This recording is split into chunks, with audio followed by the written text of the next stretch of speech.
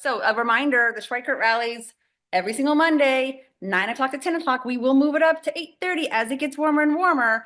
And I go out there with radio. I would say we probably have a good 5, 6 SWR ladies that show up. And I always make sure to set my speaker in that area. So we have some fun energy music. I have a pretty awesome playlist if you want to add to it. If you have a perfect rally music, kind of get you fired up music, share it with me and I'll add it to my playlist. But it makes it a good time for sure.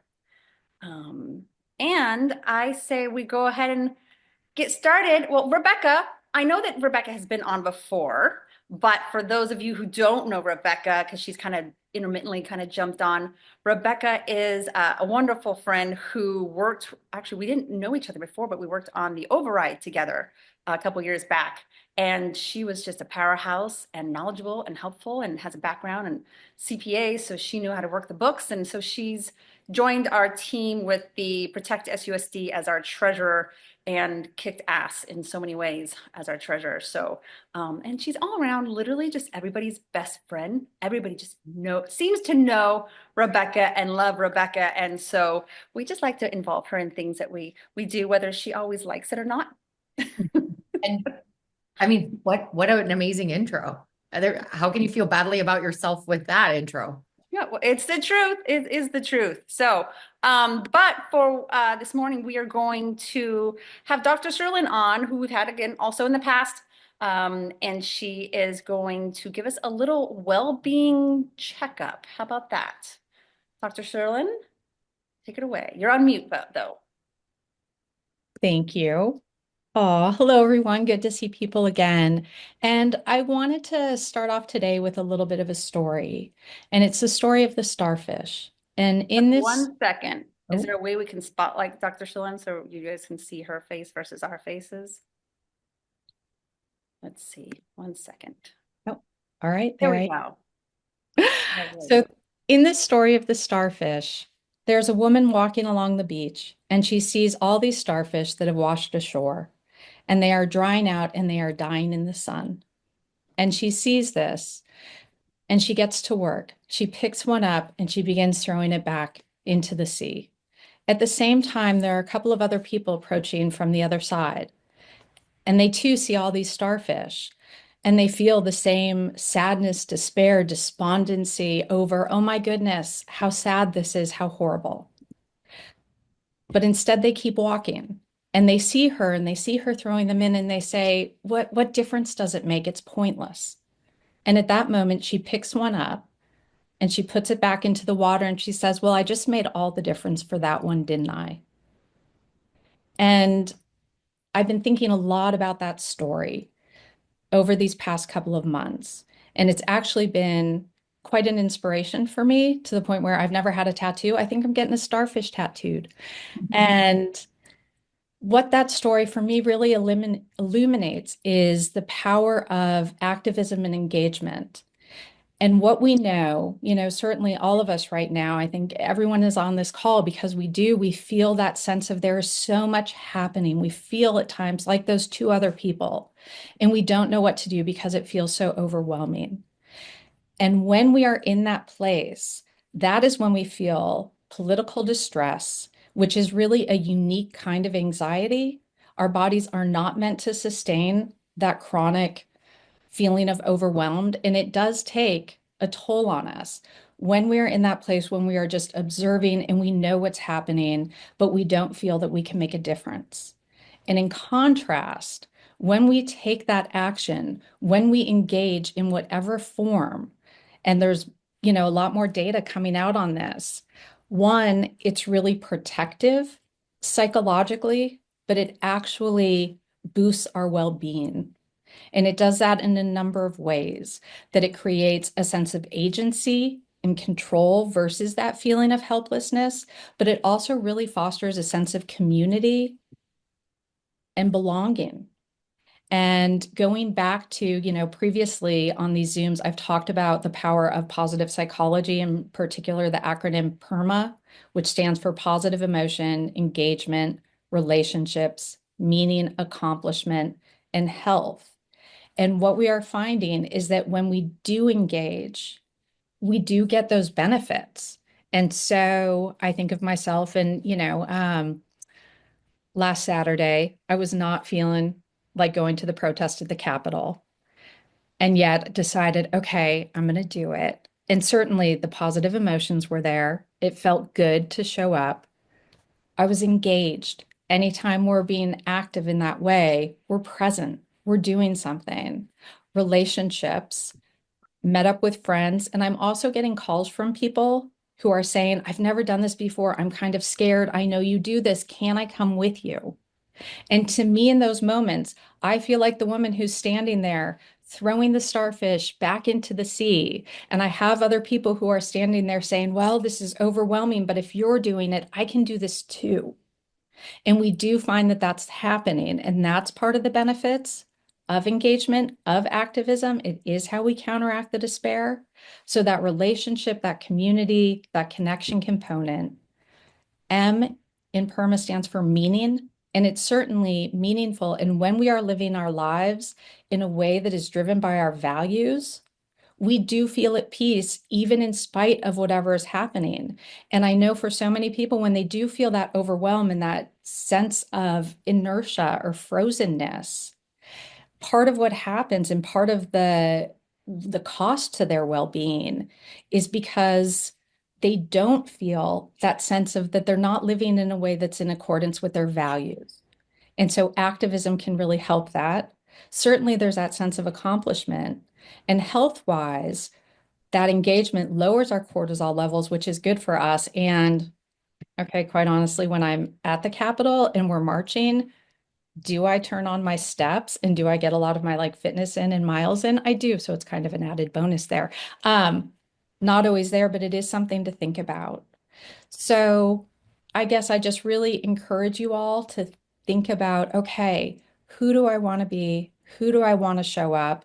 To know that, you know, when we do become the person who is going to throw that starfish back in, it does make the difference. And I know a lot of people feel that, oh my goodness, what difference does my one call make? What difference does my one more body at the protest make? And it's going to be prolonged, but it does make all the difference because the more we show up, we get closer and closer to that 3.5%, which is the magic number at which when a population engages in that way, that we do tip the balance and change what is happening. And so knowing that you are part of that and that your well-being will come from that, and that one action really does, it makes a difference for our nation, for our communities, but it's also really good for us. So Love it. Thank you for sharing. Appreciate it. Great, Jen. Yeah. Yeah, we're gonna have Dr. Shulin on occasionally because this is all so crazy that we need to do a little wellness check-in every now and then. So thank you for joining us, Dr. Shulin. And so now I get to introduce Francesca Martin, who I met her because I was on a panel. I don't remember what it was. Group of Now, outgoing now, okay, National Organization of Women, a panel of women doing things in civics, and she was on there, and she just blew me away. And I'd heard so many great things about her and the organization, Keep Arizona Blue. And then when I met her, I couldn't believe how well spoken she was, how knowledgeable she was. And I just left with such a sense of hope for what is to come in the coming years, but also this generation. And so I thought, well, we're going to have Francesca on to join us. So thank you, Francesca. I'll let you take it away and share with us a little bit about what Keep Arizona Blue is and how you got started. Well, thank you so much for that introduction, Shay. I really appreciate it. Yes, we were on a panel together. That was really exciting. And I also want to thank everyone who's here listening, even being a part of, groups and meetings like this occasionally is super important to stay aware and involved. So I'm just so incredibly thankful that you have this even going on in the first place, Shay. It's really great, even if it's on Zoom, like it's a really good way to stay involved. So I'm actually a junior at Arizona State University right now. I know I have a U of A symbol in the back, but it's next to the ASU thing because we have people from all of the different colleges involved with our organization. So we're statewide. We're not just on the college campuses, but we're really primarily hitting our swing and competitive districts as well, because we think it's really important that we are engaging young people all across the state. And a lot of the times, the people that I'm an example. I live in Chandler and I go to ASU. So if you're hitting me at ASU with the Tempe voter guide, and I know we're going to get into that in some of the questions, that's an issue that our organization looks to solve. And we do a lot of voter registration. Right now, we're fundraising very heavily to have interns in the on year, as well as starting just next month, to do voter registration on campus and get young people involved in the political process. So we really aim to expand the youth electorate and raise the next generation of campaign leaders. And I've been leading this grassroots organization with my fellow team members. I know Jacob Marson is in the chat right now. He's our executive director, and of course, our finance director, Bradley Reese. They are both amazing students that I work alongside. I'm very grateful, and we're completely student created and student led, and we're just very excited to do the work we're doing. We've been doing it for 4 years now, and I'm excited to And I continue think on. it's so important to have people who are the same age in the same, as I talk about, I think it's really important to create community. You have to create, that people that are in that chapter of life. So if Mhm. people are going to knock on my door and they're 85 years old or even 22 years old, like I'm not going to connect with them. I'm not going to take the advice of an 85-year-old. I might, but lots of people may not take the same advice of an 85-year-old at their door. And Yeah. it goes true for someone who's 25. They don't want to hear what someone who's 46 has to say about how they should vote and why they should vote. So you guys have such an important role. Thank you. Yeah. So just tell us some of the projects you guys have been working on. Yeah. So, well, kind of first, I guess like I'll tell a little bit more of our origin story if you want. Because really I co-founded this group 4 years ago. It was right after the Biden election. We were all working for a group called Students for Biden, and it was during COVID. We were just 16 at the time, and it was very difficult, like having to do Zoom meetings all the time and phone banking virtually and a lot of these things. But it was really exciting still. But we realized if we really want to um, get involved, we have to start on the local level. So we really got involved in Chandler School Board and some of the other school boards across the state, as well as our state legislative races. We ran like Students for Katie Hobbs's team and all of that. So we did a lot of student outreach in 2022, especially for our midterm candidates. And then we realized if we're really going to attack young voters, the way that candidates in the party just sometimes doesn't do, because they just don't see young people as reliable because they're not reliable. We know that if we put in the investment, we put in the money, we put in the outreach, they will become reliable, right? You can't just leave them out completely forever because if nobody's contacting them, imagine the increase in voter turnout that they're inevitably going to have when you do that outreach, not just registration, calling, texting, knocking on their door, giving them postcards, meeting them on campus, all these different things. So we thought, okay, obviously now we have to start fundraising, and we did, and we actually fundraised $281,000 Excuse for me, the how much? How much? 281,000. And that's completely from grassroots support, like completely. And also a few labor unions and a few environmental organizations who gave us like small dollar grants. So that was something we were really proud of, for our team to be doing. We were able to actually, I told you guys, Francesca's a powerhouse. Her and her team, they are thank you. powerhouses. We needed her help on Scottsdale School Board. Wait, well, they did help us a little bit. They did. Yes. And yeah, so I'll kind of explain that. Like that was really like we make sure that every dollar we raise means something. So most of that did go to our 16-person internship program. We had 16 paid, stipended, college credit given interns at U of A, NAU, some that went to community college, some that were taking a gap year to do political work. We had student roundtables with candidates in all of our swing districts that they set up completely. We gave them business cards. We said, here's your name on a business card. Use our name for things and get it going. And if you need help, we'll be there for every hurdle. But we wanted to give them that creative freedom. It's important. And they're all going to become, future campaign leaders in the future. That's what I'm really happy to see in the future going forward. Maybe we lost some elections, but we did have a very successful youth program.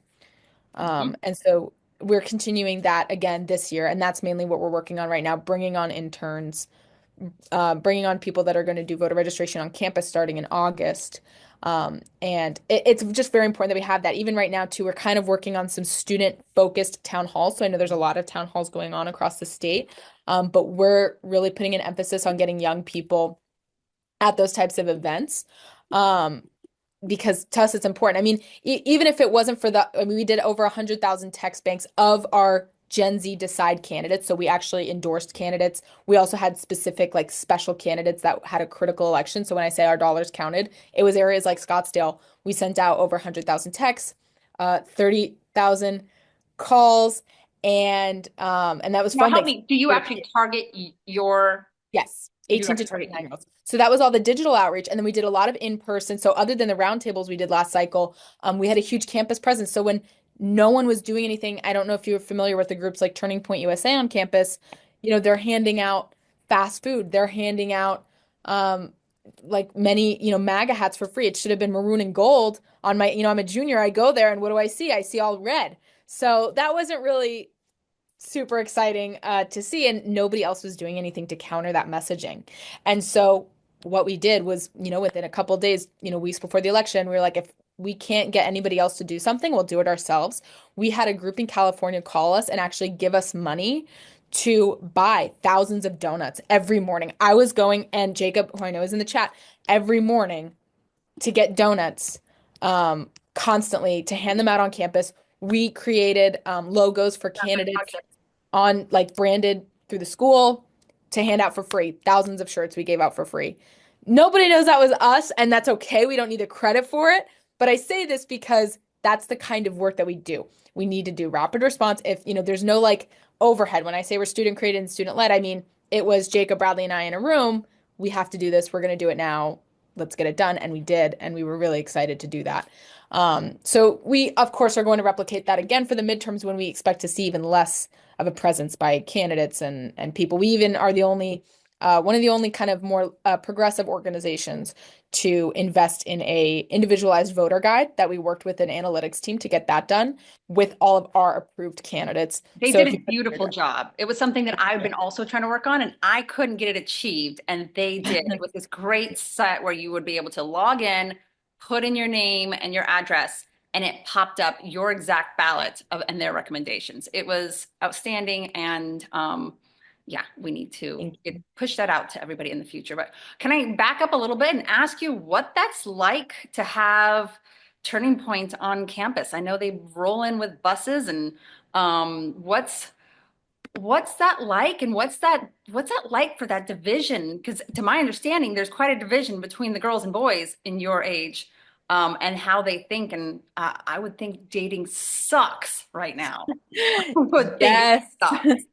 The dating pool at ASU is not good, Shay. Let me tell you, it is awful. So, you know, but on a political level, just generally, kind of with Turning Point USA, it instills a lot of fear in people. I mean, that's what they do is they like to fear monger. So they like to create this, especially now that he won, oh, it's even worse, kind of like they have the upper hand. But before, even it's just people want to scare people into their ideology, which is a very certain amount of people. It's a certain look. It means not caring about certain issues that young people grew up around. I mean, I was in middle school when all of the March for Our Lives marches were happening. There were people walking out of my junior high classes, Mhm. for that movement. That's, young people had to grow up fearing that. My generation specifically had to grow up with what happened with Roe v. Wade, specifically in Arizona. Obviously, that hit very hard. My generation probably was earlier on, again, seeing the most outspoken things about climate. So Mhm. for so Absolutely. many young people now to be gravitating toward Turning Point, we had seen it brewing for many years. I had been warning people back in 2022 going to legislative districts, hey, look, young people are still skewing to the left, but if they're putting millions of dollars into the election and Arizona is one of their states, I guarantee you over $1 million. That might not be bad now, but it will be in the future. And what have we seen this last election cycle? That's exactly what happened. What I had been warning people about, which is it's not like I told you so. It's more so just like, oh, it's heartbreaking because you wish people saw past that. Well, is there that vibe that it's kind of cool to be Yeah. part of Turning Point, and it's that just blows my mind. That there is that energy. It's cool to be MAGA for the guys, specifically for the guys, not so much for the girls, I imagine. And I would mean I've heard that there's even some frats that really like it is just a known thing. That is the MAGA frat, and there's more than just one on campus. Is There that are many on many? campus. Yeah. And it's very I'm gonna just say I concerning. would have been a lesbian right there. I'm just saying early in college, I would have just made that decision because the dating pool would have been so small. And then I've got my own pickiness of, as we all do. And it just would have gotten so I would have, that's it. Right.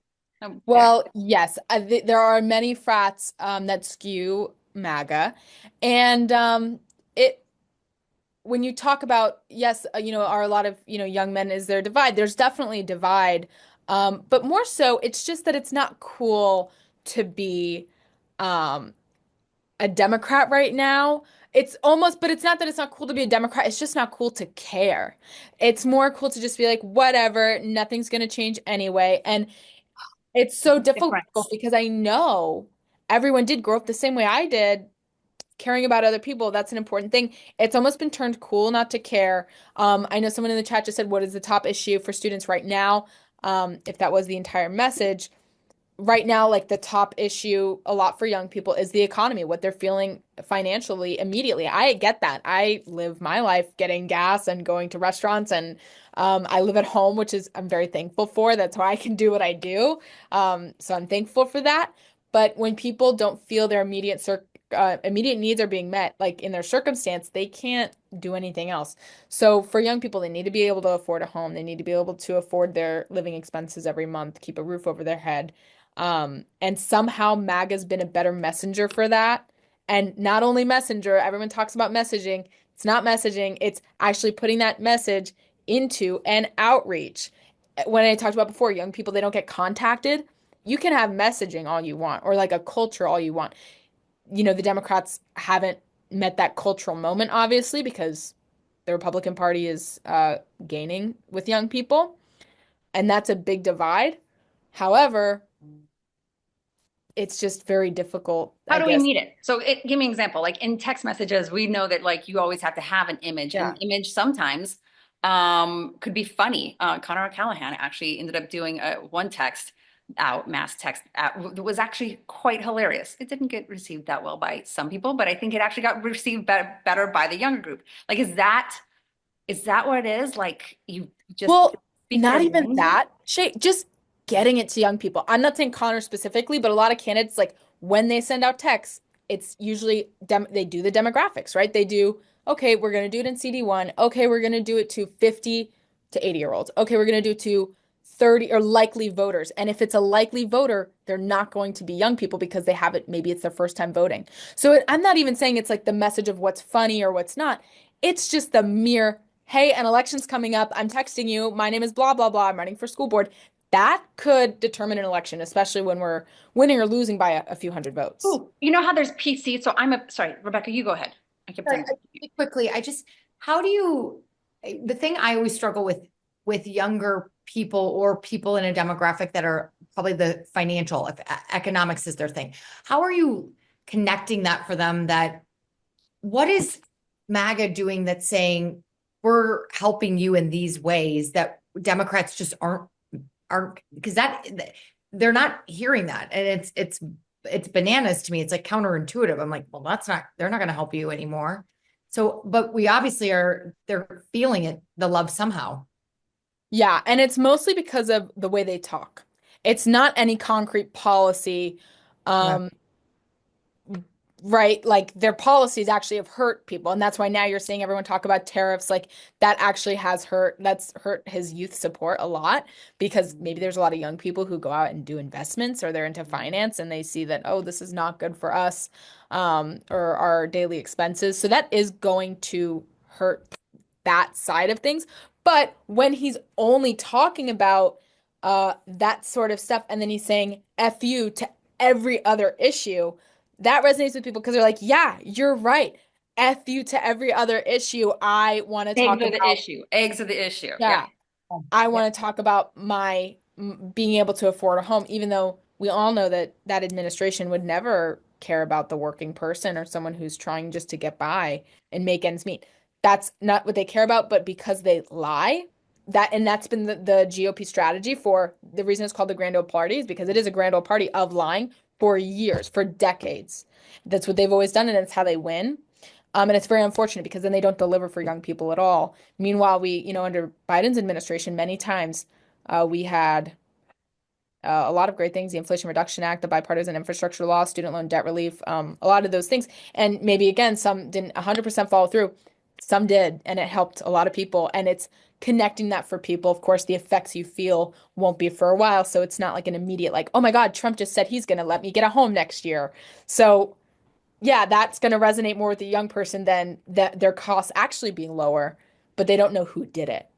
So, Yeah. Yeah. I also know that everybody, but I'll also say that I think people don't realize how much boys really need community.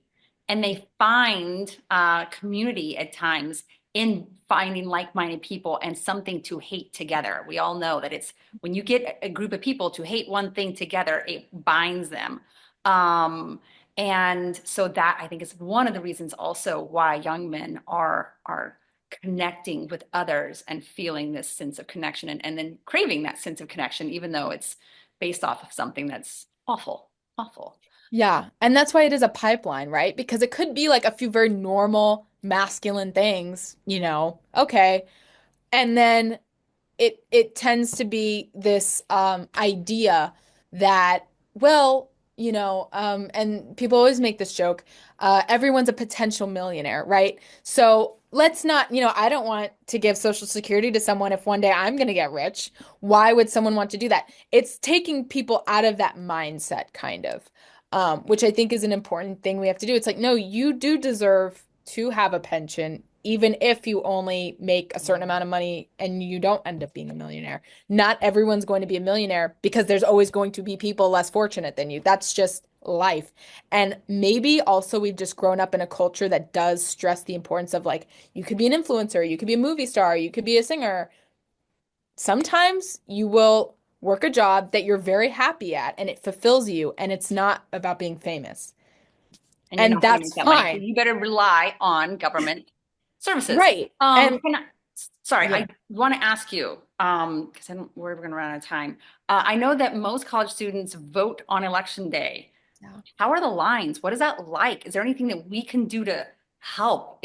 I've been down there myself a couple years, not this last election, but the previous one, and it was some insane lines, and I was so proud of the students that were staying in line. What's your thoughts So the about lines were mainly we saw at the end of the election day, like night, because that? students, including myself, will procrastinate till the last minute for anything. So for us leading up to election day, you could vote early in person. And basically what we do when we had our table and so did Turning Point, we were pulling students, here's our voter guide, scan the QR code, go vote. Like we'd push But the them voter in. guide was hard because you would what at that point you just had a physical printed voter guide, so it depended on No, no, where it was still the QR the code. digital, so that they So could see yeah. the actual ballot. So it Oh, was really so oh, they, yes, I knew that they were maybe living in Tempe. I knew their residency wasn't in Tempe. And so I got it. said, "Don't worry, please scan our QR code. This is when the physical locations are open." We had that ready for people. We were really happy to have it. And so we were kind of pushing on election day, though. Yes, the lines were long. For most young people, they're just going to procrastinate. It's going to be unpredictable. It's their busy lives. So we just have to, again, meet them where they're at. And so even our organization, we stayed there well after 7 p.m., well after they closed to encourage people to stay in lines, hand out Mm, donuts all that night so that we were encouraging people. got it. I know we have a lot of people on here that have college age students, and that is a challenge. We have some very dedicated people that said, Shay, don't judge people that don't get their kids away at college to vote because it's really freaking hard. Can you help us explain why it's so hard? I think it has to do with the timing of when it comes to the House here in Arizona, and what are some steps to improve that process, Francesca? Well, one thing I will say, young people always they don't want to feel like they're ever being like lectured into something. They want to create their own opinion, which is so silly because the most people that I see that are more following other people's opinions happen to be a part of MAGA. But um, it's really just to nudge them the right way of like, hey, like, if you care about these things, maybe you see something at the federal level, you see our, presidential, forget about the top of the ticket. What is your ballot amendment that's going to be on the ballot? What is your school board? Do you want to get coffee? I'll bring you to a town hall that you can, and I'll introduce you to them, blah, blah, blah. Talk to me. I'll introduce your kid to somebody just so they feel like a connection to the election process because it's not some mystery event happening behind closed doors. It's very in your face and it can be if you seek it out. So Yes. that's I kind will of, say, so you guys know we host happy hours, and the happy hours are geared for women 35 to 55-ish. So I want to expand it, but to be include younger. And again, we do that because that is the age group that hasn't been showing up. 60 and older shows up at much larger numbers in activism. And we need to really foster the community to get my generation, our generation, to show up. At the same time, I'm now hearing from people who are like 30 and 25 and like, hey, Shay, I'd like to be part of it too. And I would welcome them in, but I also wonder, do they want to hang out with a 50-year-old? I'm really interested in possibly hosting on a quarterly basis something where we bring 20 somethings, early 30 somethings over to my house and host a big party. And so we should consider that. So let's work on that together because I really don't want to leave out that group. yeah. But going back to getting your college age student to vote, I know the challenge, I believe I'd heard the challenge was that it comes in the mail. And then for some reason, it is a challenge. You have to get it, you can't get it forwarded. You have to, of course, go to the post office, send it off to them. And somehow it's like the college student isn't quite, for a couple days, they don't get down to go pick it up. And then they have to go back and put it back in the mail. I've been hearing over and over again, they're getting it back by the skin of their teeth and often too late. And so I guess I would say we just need to help them Yeah. as much as we can to be prepared, know where it should be coming, that we do want them to vote here in Arizona, unless they're in another swing state. We want them to vote in Arizona, keep it here in Arizona, and just be ready to get that mail to them right away and have a date for them that they're going to sit down.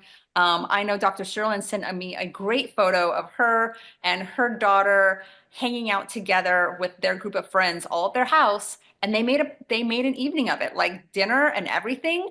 And they had their 8 friends and sat there at the table going through it. And I just warmed my heart to see that photo. And I hope that more and more families will make it a little bit fun, somehow make voting fun and less intimidating by having those cheat sheets, and a cheat sheet that says why that person believes in these values and these concepts, and so our policies. So that is Yeah. And I mean, when I think about it, it's, they always say you have to make a plan. Like you have to plan to vote because all of a sudden it's 7 p.m. or 6:45 and you're racing and there's a line. So I think the other thing that's interesting that you mentioned, Francesca, is they don't want to be told what to do. Like, I think if I had this, I mean, I'm thinking back, I'm much older than my 20s, but if I think back and my parents had said, like, you need to vote and here's how we're probably voting. Like, I probably would have just on like word alone been like, yeah, I'm not doing that. Yeah. So, and so I think it's probably thinking about if there's worlds where it's maybe for Dr. Serlin, they did a group vote together, but maybe it's someone does a group vote and it's not with your parent, right? So it feels like it's a little bit more, it could be a parent, like I am a parent, but I'm not your parent. So we host you for that. So maybe it's a good way for us to think about how to help where we can. This group can help maybe facilitate some of those like voting parties. Yeah, if Shay ever wanted to open up her home again so we could have a ballot party, I'd be, obviously that would be really cool or something like that. Love it. Yes. Absolutely. I Because will we find you actually, a place in virtually every congressional district. I will thank find you. you someone who is willing to throw a pizza party um and if they're 30 and older, we will help supply some cocktails and let's make a party of it because we need to get this engaged as well. So Shay, I have a few months left. I can't drink cocktails yet, so I I said 30 never and want to older. hear about it. I never want to hear about alcohol until I can actually drink alcohol. But yeah, we did have a ballot party here. Now, Turning Point had a ballot party on Mill Avenue at a bar. We had our ballot party also in Tempe, on Baseline though, where our office is, where I am right now. So again, we try to counter when we can. We had our recorder candidate Tim Stringham come and kind of rile up the crowd. So we're going to continue doing stuff like that, and I'm really excited to work together on that. And just so everyone knows too, I have our director Jacob. He's going to be sending links to all of our stuff. If anyone has any questions or you want to email me or text me or call me or anything, in the chat. So Yes, include those. And then also, as always, keep an eye out on our social media pages. After we have a guest on, we always will post in the next week some information about that group and how you can get connected, how you can support. Highly suggest we support them. We can't do it without them. We need every single group to be engaged. So we cannot do it without them. So Francesca, thank you so much Thank for you. joining us. We are so grateful you're here. And what a powerhouse is she? Like, doesn't it give you Great. when we had that panel, someone asked like, "What gives you hope?" And I was like, do you see who I'm sitting next to? Like, I remember you said that. Yeah, that was really funny. Yeah. that's what gives me hope. In the discussion, in the discussion, this is what gives me hope is new energy like this. So thank you so Great. much. Great energy. Um, okay, so now we get to have on, and this was sort of last minute, but it worked out perfect, and I'm so grateful that he's able to be on. So I want to tell you a little bit about an organization called Arizona Center for Law and the Public Interest. And I got introduced to them by my friend Brenda Fusco of DeFusco Law. She is a stalwart supporter of public schools, does so much. I mean, there's many of you on here who know who she is. She has been the support of all supporters for Scottsdale schools. And she was previously the president of the organization. And so she introduced us, and many of us started becoming supporters and understanding what they did. And so I will just tell you a little bit about why I support this organization. And Danny is here. Thank you, Danny, for joining us, Danny Edelman. And so I actually stopped donating to nonprofits. And I know that sounds crazy, but for years I was supporting nonprofits with my time and my treasures. And in fact, I'm going to look it up real quick. 1 second. There is a quote from Desmond Tutu. There comes a point where we need to stop just pulling people out of the river. We need to go upstream and find out why they're falling in. Like, who is pushing them in? Why am I working so hard to protect the foster youth when weekend after weekend, when if I look upstream, I can see who are the legislators that are pushing these foster youth into these situations? Who are the legislators who are defunding our schools? And so that's where I thought I'm going to stop trying to put a band-aid on things and look upstream and find out who's pushing these people in the river. And that is why I love the work of Arizona Center for Law and the Public Interest, because they do work.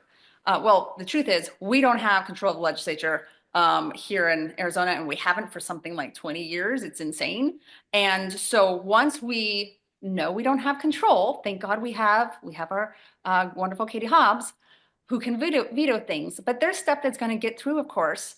And our next best line of defense is an organization like this that goes out there and like sees what bullshit's happening and goes, oh, no, you can't do that. That's against the law. And then they work on our behalf to rectify and hold these people accountable. And so to me, and what they do affects people, I mean, thousands and thousands of people here in Arizona.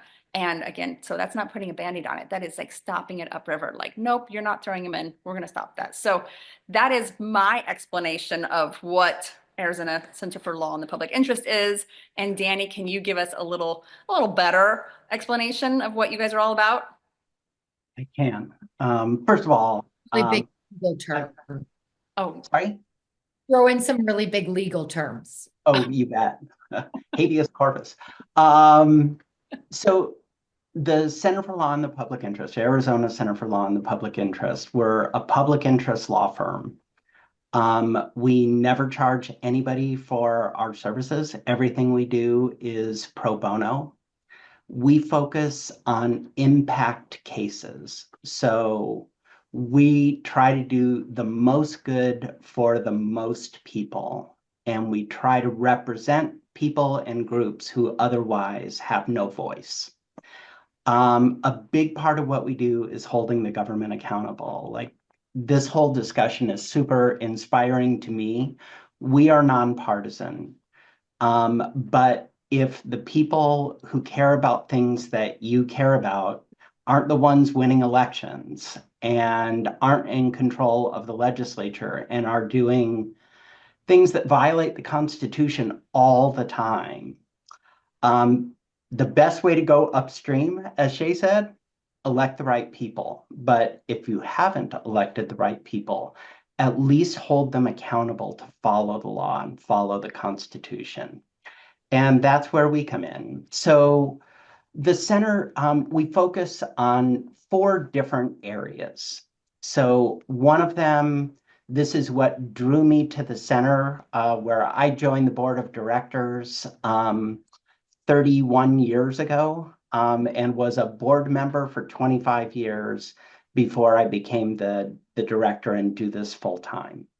The area that brought me to it is public school funding.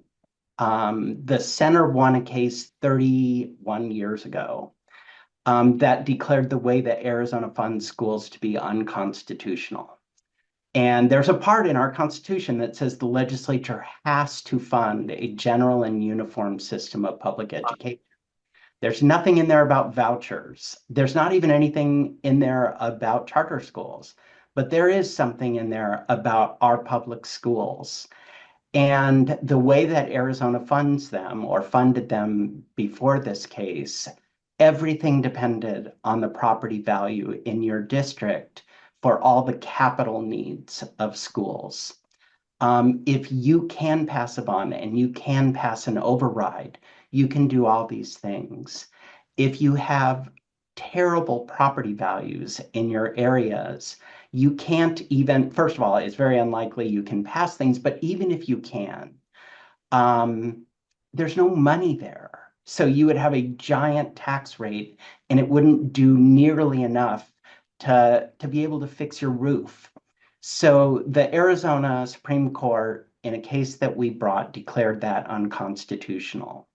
That spoke to me. That's why I joined the center's board all those years ago. So adequate funding for public schools, and I'll talk about it in a minute. And Shay told me I should probably come on and do a really deep dive into this case. But that's one of our areas. Healthcare access, especially for children and the medically needy, is another area where the center has been involved for 40 something years. And kind of in that same group is protection of abused and neglected children. So we did a class action on behalf of all of the foster children in Arizona, which I'll also talk about in a minute. But that's kind of our second area. Third area, protection of the environment. And included kind of broadly in that group is we do a lot of work on behalf of clean energy. And, you know, our corporation commission is so hostile to clean energy. So we're down there in the corporation commission fighting these kinds of issues. And also in there is we fight for lower utility rates, especially for people who need it the most. So that is one broad area. And then the last one is government accountability and protection of our democracy. boy, do we need that. We do. If in Arizona, we have the longest history of voter suppression measures. We're involved in them now. But another part that people don't think about as much is we have direct democracy provisions in the Arizona Constitution that are more powerful than almost any other state. And direct democracy is initiatives and referendum. So if the legislature passes something that the people don't like, the people, if they gather enough petitions and enough signatures, they can put it on the ballot. Which they're Or wanting to do away with, of course. They would like that to not be able to happen. they're extremely hostile to it. They've passed laws to try to limit it. We've had some of those laws declared unconstitutional. That's how we got And the AAA on the abortion access on the ballot. Had we not had that ability, which not all states do, we would not have had the Abortion Access Act on there. 100%. And like for the center, um, we did not take a position on the abortion measure, but we took a big position on the people's right to vote on it, including in the Arizona Supreme Court when these groups were trying to get it thrown off the ballot. Got it. So I'll talk a little bit about each of those four areas. So, Well, I got to preface. oh, yeah, We only have about 5 minutes. So we want to have you on another date to kind of go into depth on those. But can I ask sure. you a couple questions? Like Yeah, of course. for the case that you did that really affected the foster youth, like what numbers of children did that actually affect? So it is really hard to say at the time we brought the case. And part of the case was not doing enough to help families where their children wouldn't get taken away to actually address root causes. When we brought the case, there were over 15,000 children that we were representing. And it's like the most awful and fixable things like putting children in inappropriate settings, separating siblings when they didn't need to, moving them out of their local area where they lost all contact with their other relatives and friends, not investigating allegations of abuse, not providing health care. So we did that case for over 5 years. We settled it. Now there's a little more than half that many kids in foster care, but the state still isn't living up to its obligations in the case. So we are still monitoring it. We're back in mediation right now, trying to force them to stop overusing congregate care, where these kids are just being warehoused in these big group settings. So all that is happening like literally right now, right before I came into this room. I was in a meeting working on that.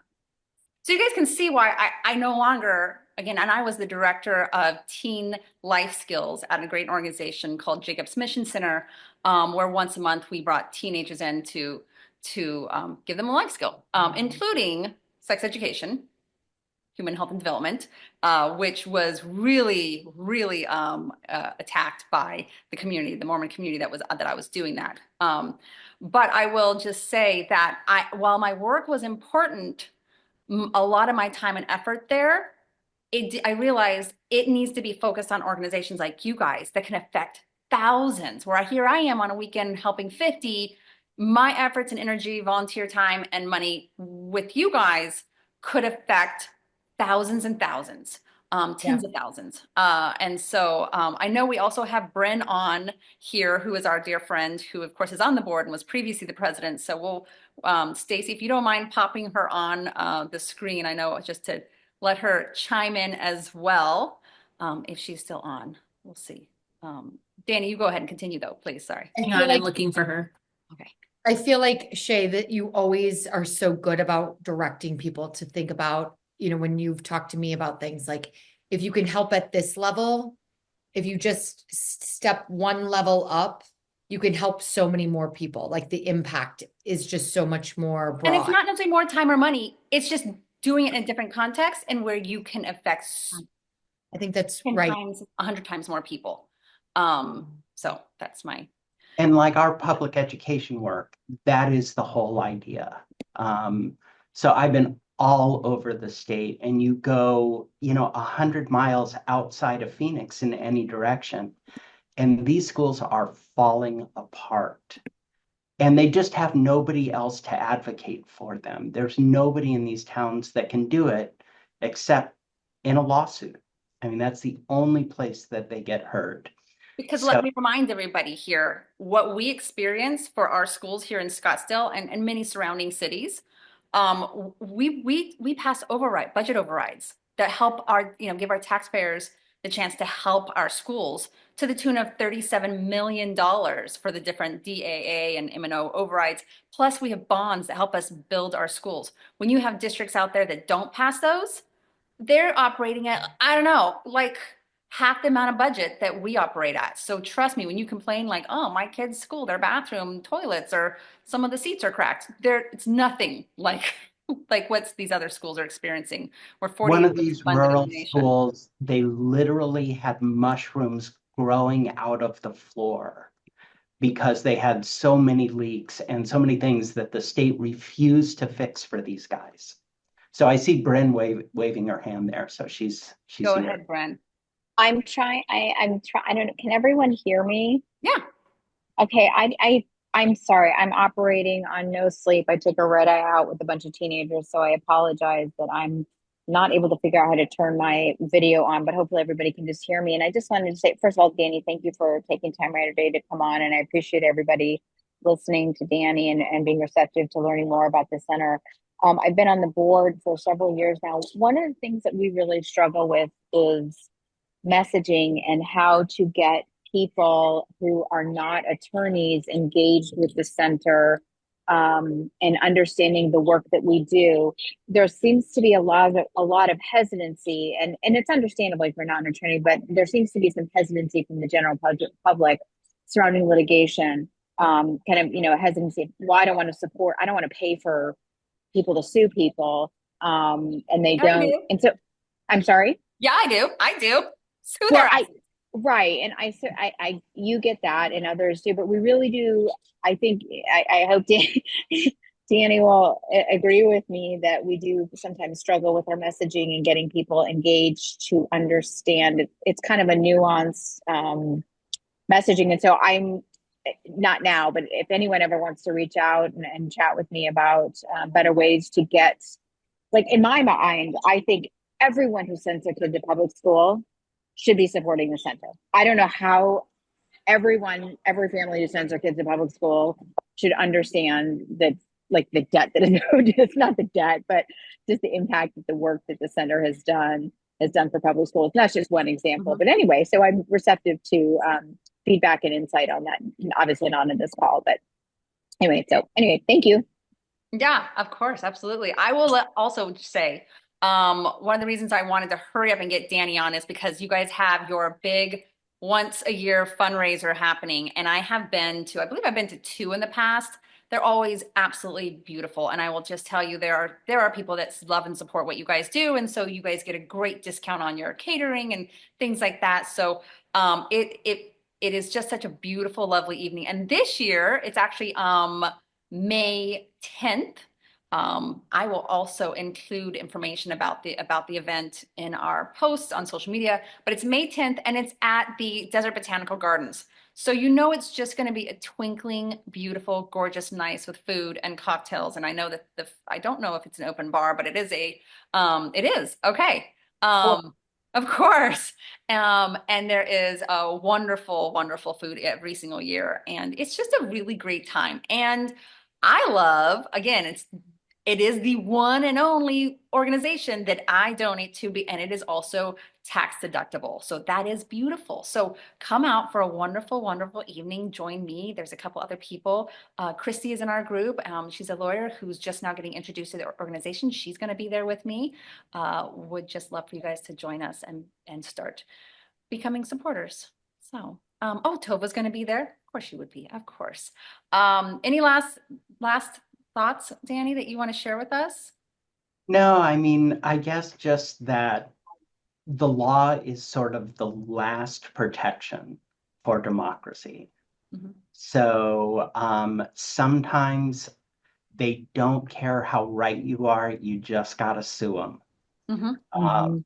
Hopefully not. You want to have the right people making the right decisions for the right reasons. But if not, this is another way to throw the starfish back in the water, is by Absolutely. telling them you got to stop draining the lake, Uh-huh. So, Absolutely. It's our second line of defense. Our first, of course, would be our legislature. And when that doesn't happen, here's what we have. So, And Rebecca. I think it's so important for all of us as like humans to think about what you're talking about is not just our schools in Scottsdale, right? Not just taking care of the kids in Scottsdale. Like for me, it's like a human basic need for access to education in a safe environment, right? That's a Well, I'm a mean, big they believer. mentioned in these other areas, they can only spend half as much. If only it were half as much. It's Really, 30 to 1 in some districts in the compared to funding. what they can raise for bonds and overrides. And our funding is probably the highest, close to the highest, right? So Close, yep. close to the highest. So you're saying Yeah. it's 30 I to think 1. Sedona might be higher, but we're right up there. And my kids all went to public schools in the Scottsdale Unified School District. Wow. And something that got me, yeah, I was a previous foster parent, and I just have this mindset. And this is also what I took into this Scottsdale Parent Nutrition Initiative I did a couple of years back. It's not just about my kid. Like, I could take care of my kid. I can pack my kid their organic food. I can make sure that they're at the right schools. Like, I don't believe in other people's kids. They're all our children. Like, when you have that mindset that they're all our children, then you have the mindset that you have to take care of them. So thank you so much for what you do. We so appreciate it. And I'll just tell you, Danny is like an award-winning attorney. He did for the center to get to have him. I remember when I found out that he was with them, and Bryn called me and was like, "You won't believe who we got." Like, he's the skill set that he brings and the pay cut that he takes to do the work that we are so grateful he does. We're so lucky to have you. So thank you so much, Danny. We appreciate you.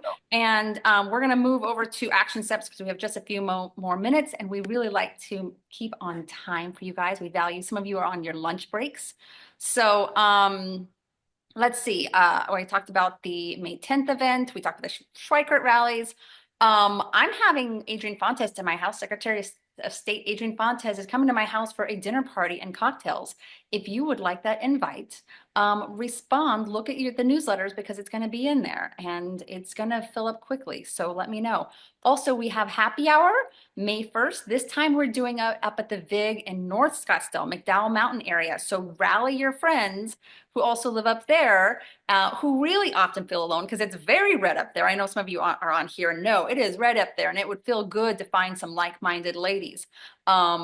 We've been growing. Like, each time we had like 45 the first time, then 55 the next time.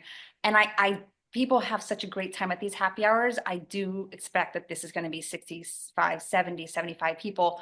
I do ask if you would please hurry up and RSVP, because we are going to cap it at 50 this time, just based off of the space, the patio space that they're giving us. So RSVP quickly and get your friends to RSVP quickly. Again, those events are the ones that we gear to capture that younger demographic so that they feel that sense of community and they don't disengage. So grab your friends that are in this generation. And for those of you who are not my generation, please know I will be happy to connect you. I have so many friends. I'm very tied in and go to lots of different meetings from the LD4 and LD3, North Scottsdale Dems, South Scottsdale Dems. There are groups all over the place, and they are often holding monthly, even semi-monthly happy hours at different bars, coffee shops, and they are fun. I have attended, majority of them I've attended at least one time, and I'd be happy to connect you to those. What else do we have? Oh, we want to tell people that please tell your congressman that we need to protect the benefits of air traffic controllers. Stacy or Sherry, will you please include in the link, in the chats, a link that we need to really protect the benefits of air traffic controllers. They're severely under attack, and it's a concern for us. And we actually have a couple women on here whose husbands are air traffic controllers, and they asked us to make that plea. So happy to do so. And then last thing is subscribe to Arizona Agenda. If you guys have not been on and seen or received the Arizona Agenda, I will tell you it's a great newsletter that is so entertaining, so well done, and keeps you informed about what is going on in Arizona. And we just can't say enough about they're the best newsletter you can be on. And we are our co-host McDowell, Jennifer McDowell. Go ahead. Sorry, go ahead. Oh, Rebecca, I think you froze. Oh no, it's funny, and it's a very She's frustrated because it's freezing. It's a funny, easy, short read, and it keeps you informed. So the great thing is that McDowell has connections with the editor, and he's giving us a 20% discount. I think it's only going to last for the next 2 weeks. I need to double check the dates on that. So we will include that in the link. We will also put that on social media so you guys can find it later on if you want to go back and find and use that discount code to get informed with Arizona Agenda. And that is it for us. Not Bad 101. We appreciate your guys' time. Thank you for joining us. And we will see you guys next time. Thank you so much.